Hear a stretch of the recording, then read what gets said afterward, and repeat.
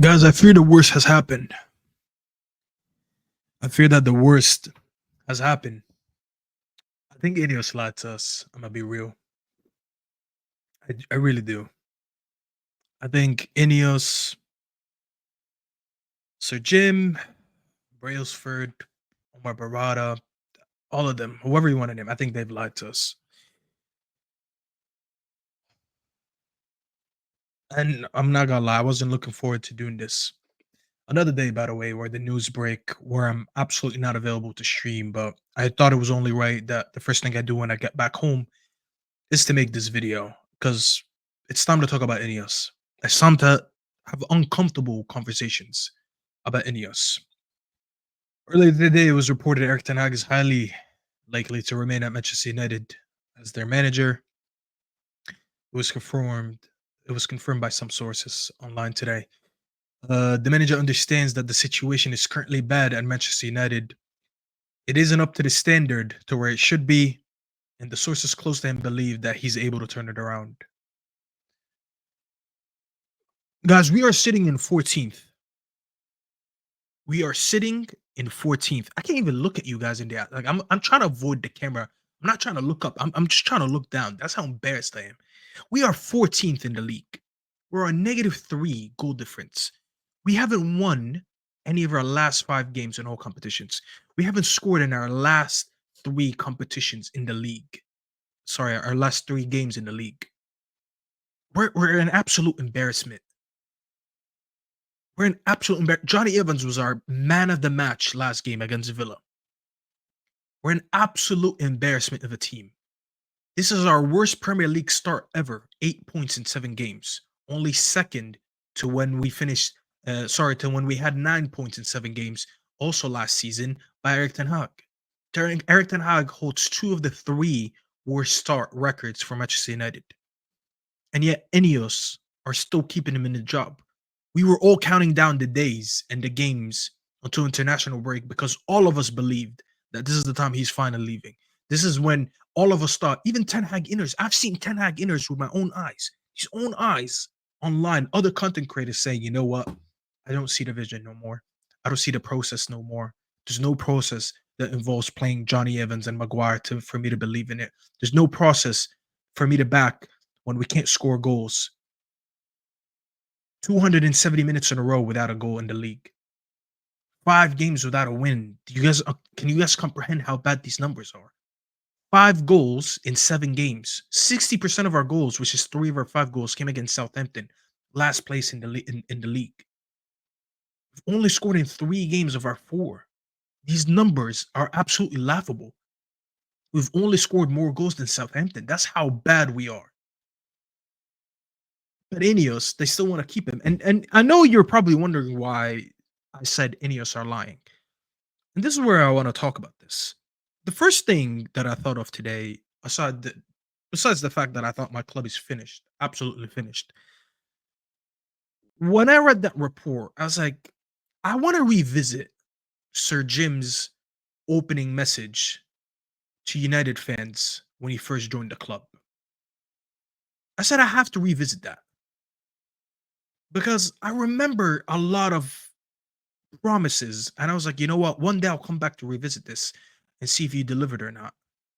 So I took it upon me today to do this. I went back and I looked at the Man United website and I looked up Sir Jim's welcome message to United fans, or just Google it. I mean, I'm gonna speak about it right now, but you can Google it yourself. So it's Sir Jim's message to United fans, and this is what I found.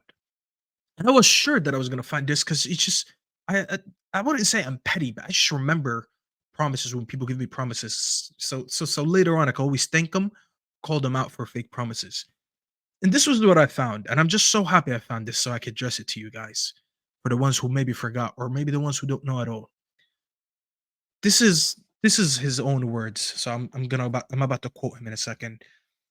He goes, "This is the message." So the message to the fans. I think absolutely our priority with Manchester United is performance on the pitch.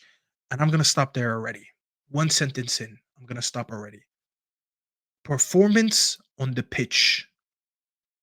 This is exactly the quote I was looking for, and it was the first quote. Performance on the pitch. If that was your promise, Sir Jim, why are we allowing a manager who look how happy he looked? This is how happy he looked after a nil-nil against Villa that concluded our first 7 games before the international break, where we're sitting on 14th. This is how happy this manager is after the performance we saw. It was one of the worst performances, and put it along with all the other games where I said it's one of the worst performances because this has been a common occurrence lately. He looked that happy after that performance against Villa, where it left us at 14th going into the international break. Sir Jim talked about performances on the pitch. So, Jim, is this the performance you were looking for? Are these the performances you promised us? This, by the way, interview, I think it was released on February 21st of this year. And today is October 19th, 2024. So you're talking about an 8-month old interview. 8 months later, this is the football that you're seeing on the pitch. And I have to revisit what you said because as a man, I can only hold you accountable to your own words. It is in front of me right here, and the interview is for free to everyone to watch. We can all go back and rewatch it. The message to the fans, I think absolutely our priority was meant with Manchester United is performances on the pitch. Sir Jim, you lied to me and you lied to everyone else because the performances are not acceptable. The performances do not warrant any of the promises that you made. The fact that you're enabling this manager, and I'm not just calling Sir Jim, by the way, I'm calling him and the rest of the people that he's hired, everyone that works with him and under him. Because at the end of the day, I don't care who the decision goes down to, whether it's the ownership or whether it's the CEO, or I don't care. You promised that the most important thing is performances. I'm not talking about trophies yet. I'm not talking about league finish. I'm not talking about anything. I'm talking about simply the least a football fan can ask for is a performance on the pitch. And I'm holding you accountable to your word. You said the most important thing is performances on the pitch.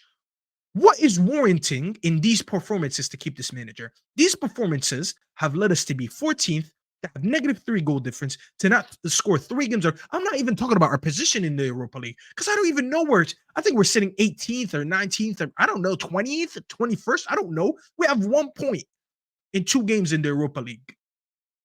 And these are the performances. What performances have we seen this season to give this manager another chance? It was a mistake all along to even extend this contract in the summer. And I did the reasonable thing and gave them the benefit of that. I said, you know what? They've only been in the job for a couple months. They probably don't know who they want as a manager. So they're probably keeping this manager until they find the one he wants. That's fine. But 3 months later, what was it? He got renewed in June or in July. So I'm talking about 3 months later. The performances have gotten worse. And this manager is still here? How is this acceptable? How is this acceptable after you came out and said the most important thing, the priority with Manchester United is performances on the pitch? Those are your words. Those are not my words. Those are your words. And then he goes on to say, let's just finish the whole thing. Because it's just so funny that the one thing I wanted to look for, which is performances, it was the first thing that he mentioned. It was the first thing in the quote. But let's just finish it for the sake of finishing it. So we want Manchester United to be challenging for the Premier League, challenging for the Champions League. That's what Manchester United is about. It is funny that I didn't even talk about these because I'm rational enough to know that we are a few years away from probably doing these things. Even though there's fans that disagree with me, there's fans that feel like with this crop of players, we're not that far off challenging. But that's fine. I'm gonna go by the fact that I think we're a couple of years away. That's me being generous, unlike other people. But I'm not even talking about that no more. I'm just talking about performances. And that's why I am saying Ineos have lied to us. Because I'm not even holding them to a higher standard in terms of that quote saying competing for the league and competing for gym. I'm asking for the basics. I'm asking to watch 90 minutes of football. And these performances have not been there. So why are we not going? Why are you not? Why are you not fulfilling your words, Jim? That's what I want to know. He proceeds on to say it is the greatest club in the world. Well, not anymore, is it? Not anymore, is it? It's the greatest club in the world. It should be playing the greatest football in the world. We're far from that, Sir Jim. We're far from playing the greatest football in the world. Hey, we're not even playing. Honestly, I could probably name about 10, 12, maybe 15 teams in the league right now that are playing better football than us. We can't just switch a switch, and all of a sudden are going to be playing football at the level of Real Madrid, because they haven't been for the last 11 years. That takes time and it takes a bit of patience. I am not asking to play Real Madrid football, am I, Sir Jim? I'm asking to play better football than Brentford. I'm asking to play better football than Bournemouth. I'm asking who else is ahead of us in the league? I don't even remember. I don't memorize the league table like that. But there's 13 teams ahead of us. I don't need to be better than Real Madrid right away. I just want to be better than, hey, not even the whole 13 teams. Let's just be better than about, I don't know, seven, eight of them. Just have me somewhere up top where I should be. Because I have spent 600 million since this manager has come in. And I can't play better football. Bro, Brighton are playing better football than us. Newcastle are playing better football than us. As I said, Brentford, Bournemouth. Who else is ahead of us? I should have checked the league before I spoke about this. Because there's so many teams ahead of us that shouldn't be ahead of us. It's embarrassing. It is embarrassing. And I'm not even going that far. I'm just asking for performances. That's what you promised me, Sir Jim. So why would you lie to me? And then he goes on to say, I would ask for a bit of patience, but ultimately, the performance of the club does sit on our shoulders. My shoulders, particularly, but also Dave Brailsford, who's going to initially, oh, sorry, intimately, to be intimately involved, and the rest of the people at the club, obviously, as we need to take the rough with the smooth. So guess what? When I come out here and I make this video, and I know it's gonna rub some people the wrong way, guess what? Sir Jim himself just said, ultimately, the performance of the club sits on my shoulders. And that's why I am calling out Sir Jim.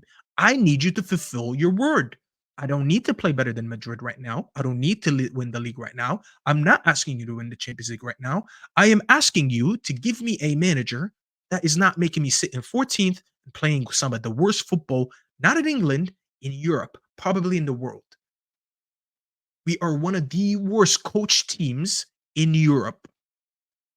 That's all I'm asking, Sir Jim. I'm holding you accountable to your word. And everyone who's watching this video should take this away from it and say, you know what? As a man, I'm taking what you said, Sir Jim. That's all I can take. I cannot assume. I'm only taking what you said. I'm only holding you accountable for your word. Your word is we want better performances on the pitch. So act like it and sack this manager because he's not giving us performances on the pitch. If we're successful, it's fine. I think it would be nice to get a pat on the back for that. But if we're not successful, then it's on our shoulders. Guess what? We are not successful right now, Sir Jim. And I'm not talking about winning trophies. I'm talking about winning games. I'm talking about leaving with 3 points. That is not success. Once again, thank you for saying that. Now I'm collecting receipts. We fully accept that responsibility, and we're going to be very focused on doing all the things that we can. Well, guess what? You said you're going to do all the things that you can. How about you start with sacking this manager? Because it doesn't seem like you are. It doesn't seem like you are. Also, sorry, as well as we can, to turn Manchester United into a winning side again.